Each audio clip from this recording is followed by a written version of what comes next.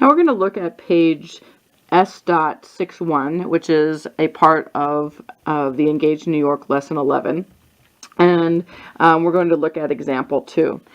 This shows us two lines which seem to be parallel, but we're not quite sure. We're not given no indication that they're parallel, and actually that's what we're trying to do, is prove that AB is parallel to EF. And what do we know? Well, we know that we have these labels here, and we know that X and Y actually are equal. So let's take a look at this. Again, we're going to write our two-column proof where we have statement and reasoning. So our given, which is that X is equal to Y, whatever X and Y are, they're equal to each other. That's our given. Okay? Now we're going to actually end our proof, because we're going to say that AB is parallel to EF because of something new. It's called the inverse of corresponding angles.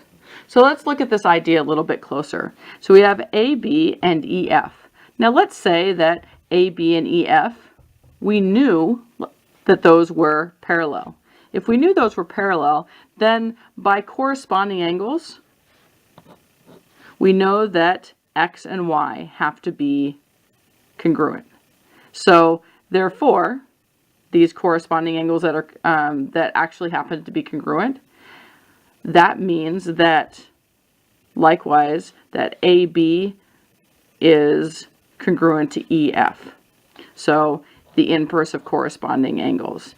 So when it comes to our different theorems about parallel lines, whether it be alternate interior angles, alternate exterior angles,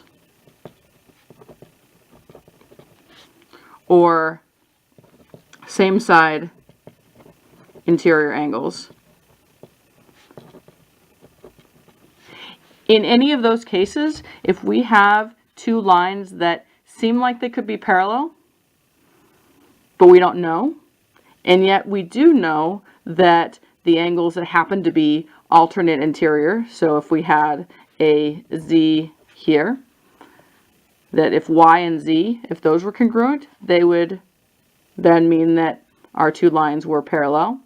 Perhaps if we had an A here, if we knew that A and X were congruent, then that would be alternate exterior angles, and those would mean that we'd again have parallel lines.